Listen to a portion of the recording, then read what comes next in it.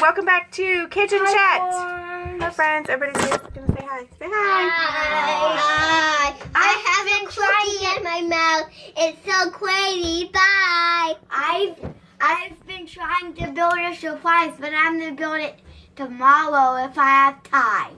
Okay, he's gonna build a surprise tomorrow if he's got time. Okay, welcome back. We are going to do Kitchen Chat chore style tonight. We're going to talk about chores. Do we love chores? No. Yay! No! The way Mommy does it. The way Mommy does it. That's what we're going to talk about because I have done it so many different ways, and I think I have finally figured out the way that works for our family. I have done the cute little crafty, like laminated. It's got like a picture of a toothbrush, and when you brush your teeth, you check it off with the dry erase marker, which they just ended up getting lost or being used to color on my walls with. And so that was a bust. And then we've tried rotating chores so like the jurisdiction. I don't know if you've heard jurisdictions. I have friends who use it for their families, and it works great for them. It does not work for us. That's where like a kid will have bathroom jurisdiction, so they're in charge of cleaning the bathroom and wiping the sink and all of that for the entire week. Don't be silly. Or like laundry jurisdiction, so they're in charge of all the laundry, and that was more time intensive for me because I had to remember who had which jurisdiction and what they hadn't gotten done, and it just was more stressful than helpful. And so I had like a book, like 3-ring binder with charts and graphs and just a ridiculous amount of stuff, and it just doesn't work. I'm somebody who needs it to not be super crafty because I'm not a crafty person. I wish I was, but I'm not. I try to be, but I fail. So I need it to not be super crafty. I need it to not take up a lot of space because we live in a teeny tiny farmhouse, all 7 of us together, smushed together in a farmhouse. So Don't do that. I found this like super cute one on Pinterest, but it was like this huge board, and it had all these different things and letters and envelopes and where to keep your money, and so that one I would love to do if I had like 1 or 2 kids, but because I have 5 kids in a small house, okay, enough now. There wasn't enough room, so I scoured Pinterest and I looked on vlogs, and y'all have some cute, crafty, great ideas. There's like one with popsicle sticks. You like put the chore on the popsicle stick, and then you move it from one mason jar to the other when it gets done. And I'm like, yeah, right. We were gonna break those, lose those, or use them as swords and fight each other with them. Like that is not happening in our house. So I came up with a plan that I think is going to work, and we're going to do it this summer. We're going to try it out this summer. I don't know if we'll be able to continue it into, do you need help? Continue into the school year in September when school starts up again, but at least for the next 3 months. We'll try it out, see how it works. I'm loving it so far. So basically, I just made a chore chart for each kid. So at the top, like this is my oldest, it says Madison's weekly chore chart, and it's the week of, I put 5/21. And then it says she must do, okay, so she's going to get 50 cents a chore, and she must do 7 chores because she's 7 years old. And so I know there's like kind of some controversy over whether you pay kids to do chores or not. There's like the one camp that says everybody should do chores because they live in the house and they shouldn't get paid for them. But then there's the other side where I want to teach them money management. And I want to teach them money management with 50 cents or $1, not $100 or $1,000 when they get older, like when they finally have a job and they're adults and making good money and they haven't learned money management. I would rather them make mistakes and learn and do the hard work with 50 cents than with $50,000, if that makes sense. So I kind of used a bunch of different things that I found on the internet and kind of combined it and made it work for me. So Madison's must do 7 chores, and she's going to get 50 cents a chore. So then I have all the chores that she can do to earn money. She can pick which chores she wants to do, which 7 chores she wants to do off this thing, off this list. Do more. But you can do more, yep, and you can do more and earn more money. So my 4 oldest kids had the exact same chart with the exact same chores, but they earn different money. So my oldest is going to get 50 cents a chore. She has to do 7 chores. My twins who are 5, they're almost 6. They're going to get 40 cents a chore, and they have to do 5 chores.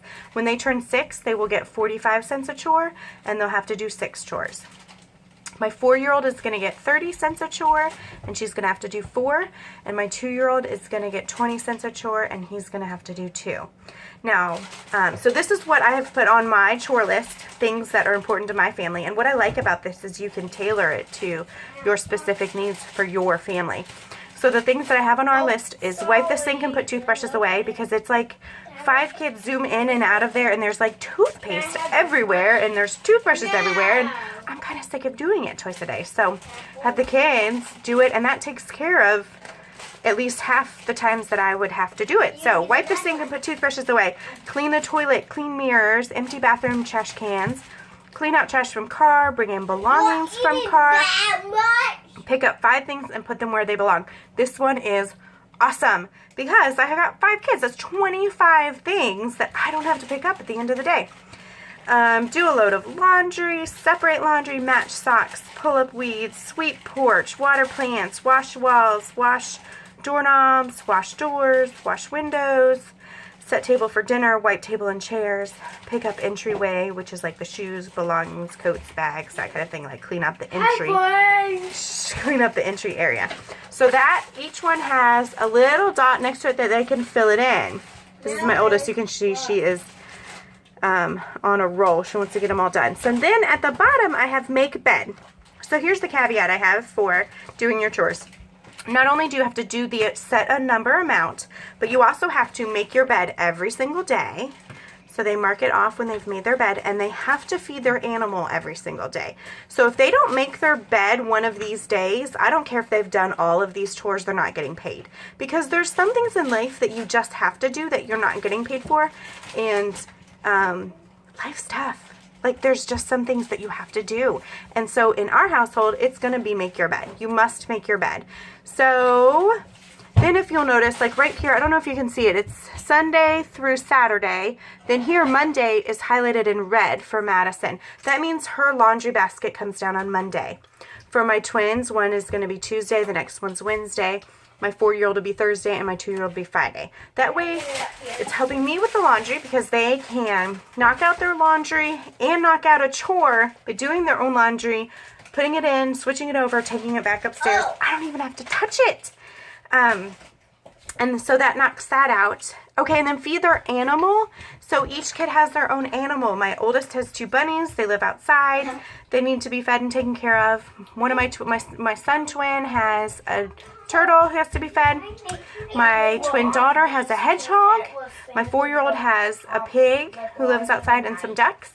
And then my 2-year-old doesn't have an animal yet, but he likes to help me go feed the horses and that kind of thing. So we're going to count that. And then at the bottom, this is what, no, don't cut that. This is the part that I really love. Okay, so at the very end on Saturday, I'm going to work individually with each kid, and we're going to go over how much they've earned, and we're going to fill that out right there.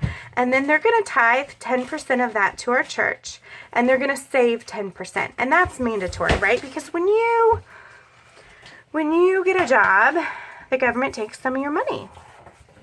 And so they need to learn that, like, not all their money is their money, right? I mean, I'm not going to be the government and take any of their money, but they do also need to learn to tithe, which, is super important. Tithing is biblical. You give, most people give 10% of their income to their church. So they're going to be required to give 10% of what they make to the church, and they're going to be required to save 10%. They each have their own savings account. They're going to have to put 10% in their savings account. And then that 80% is up to them what they want to do with it. They can go and buy stuff with it. They can save it. They can give the rest away to the church. Whatever they decide they want to do with it. Buy a four-wheeler?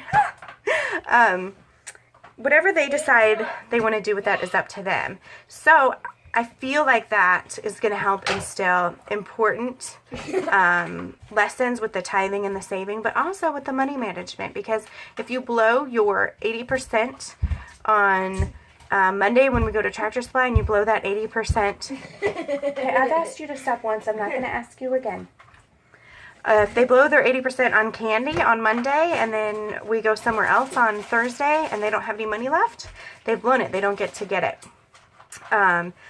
So I'm thinking there are going to be some hard lessons this summer with money and doing chores and keeping up with the chores. But so far, it's worked out pretty well. I was going to show you also the babies. So this is Mavericks. He gets 20 cents per chore and he has to do 2. Now my oldest helped him do a bunch today, which was really awesome. She took him around, showed him what to do, helped him clean up shoes, and so he has on his wipe table and chairs, something a 2-year-old can do, put away the shoes, stack books on a bookshelf, put away stray toys, empty bathroom trash cans, and set the table. And then he has make bed, which he's still in a crib, so he can't really make his bed, but feed animals. And so we're also going to do the earned tithings and savings with him also to start him at a young age. But that's also... I had a MOPS speaker once tell me, like, you only have to train the oldest, because once you train the oldest, then she or he will train the youngers. I think the example she gave was play. She was like, you only have to play with the oldest, because once they learn how to play, then they just train everybody else to play. So I feel like it's already started happening, because I've trained Madison how to do most of these things, and so now she is taking the hand of her little brother and helping him. I mean, it was the most precious little thing. She was just walking him around the house, like helping him mark off his chores. And they were both excited about it. So I think it's I think this is going to be a great system. I will update you at the end of the summer to see if we were able to stick with it and how the whole money management went, and maybe some of the lessons that were learned with it. So I think that's it. Let me know if you have any great chore charts or great chore systems that you do with your family, how you feel about paying for chores if you don't, if you do or you don't with your kids. I would love to hear. I'm always up for gaining more wisdom and tweaking my stuff so that it works for our family. So that's it. Everybody say bye. Bye. I love chores. I love chores. Yeah, so half of my older kids, I think, are going to do really well. They're going to get all their chores done, and the other half, I think, will have some hard lessons learned this summer. So we'll see how it goes. So anyway, we'll see you next time. Bye!